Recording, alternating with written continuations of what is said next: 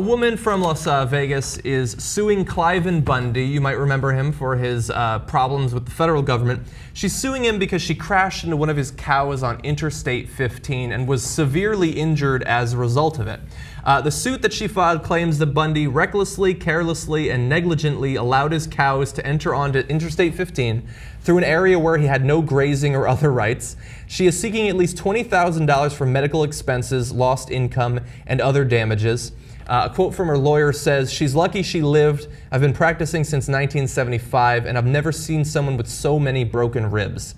And so basically the quick version of what happened, her and her husband were traveling along Interstate 15 after 1 a.m., about 75 miles per hour, when they came across a group of his cows which were blocking the entire highway. They weren't able to stop in time. They swerved, hit one of the cows who ended up on the roof of the car. The car ended up going off the road, entering a culvert. And they were severely injured as a result of it.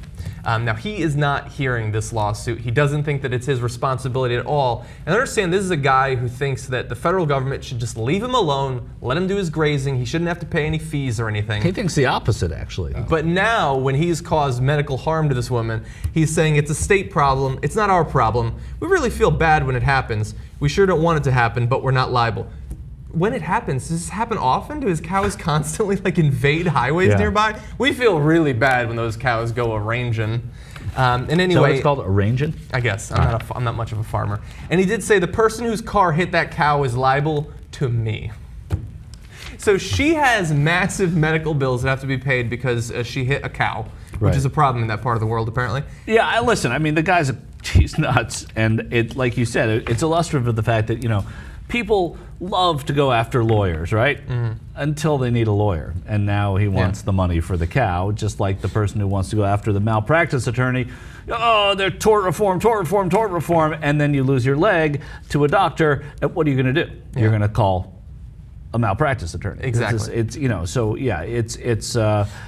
Don't tread on me until I need you. Yeah, I could use some treading right about now. Exactly. Yeah, I think that this case perfectly sums up the problem with many, not all, but many libertarians or self-described traditional libertarians in the United States.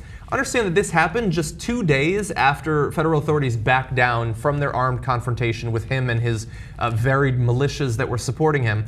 So almost at 48 hours before this happened, he was saying the federal government needs to get off his back, stop trying to charge him for using this grazing land that nobody else is using. He shouldn't have to pay, although so many other ranchers do. He should be exempt from that. And then 2 days later, when his negligence in securing the borders, literally, of his land caused someone to be harmed, he didn't control his borders. He should put up a fence, perhaps.